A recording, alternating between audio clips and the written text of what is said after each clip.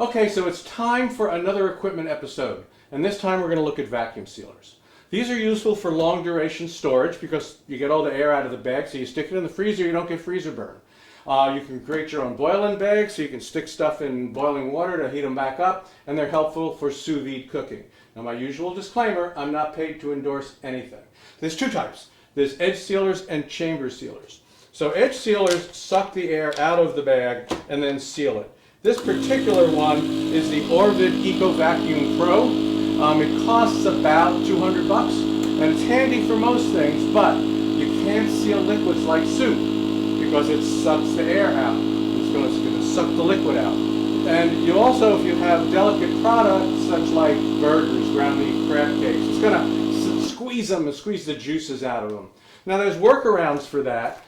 You can freeze the product first, put it in the freezer, and then do the vacuum. And then, it'll maintain everything in it. The other one, for example, you could even do soups that way. You freeze the soup, but the bag's standing up before you seal it. Then you can see here as I've sealed up this onion, all the air's out of the bag, and that'll keep it for a long time. So they do need a special bag material, and that material is corrugated. You'll see this, it's got this kind of corrugated on one side. That's to allow the air to come in. All right, so the other type, as I mentioned, are chamber sealers. So this chamber sealers, this one is the Anova Precision Chamber Vacuum Sealer. It lists for about $350, but watch for sales because mine cost only $200. I got paid $280 for it. Now these will vacuum anything because the chamber and the bag are always at the same pressure. So for example, here I just have water in here, right? In an edge sealer, that water would get sucked right out. So the chamber sealer, all right, I'm going to put it down in here, get it started. So because it evacuates everything, then it seals the bag, and then it releases the pressure back into the chamber. Then it's going to collapse the bag because there's nothing in the bag, right? Now I've put the air back into the chamber. It has multiple settings, so it can be gentle on the product. You can decide how much of a vacuum you want to draw, and it does tricks.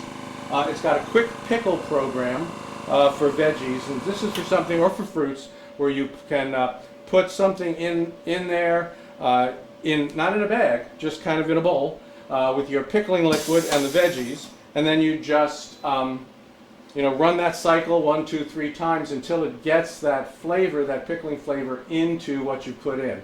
It's got another program called infusion. You would use this for oil, for example. If I wanted to make garlic oil, I could put some olive oil in here with the garlic in it and run that infusion program as many times as I need to. It also uses these cheaper bags. They're not corrugated, they're just plain bags. And as you can see, I have now drawn a vacuum on water. Okay, and it didn't pull the water out. Now for both of these machines, you can buy rolls of bags, and this will save you money. Instead of buying, then you can make the bag to whatever size you want. The rolls, you can get the corrugated ones or you can get the plain ones.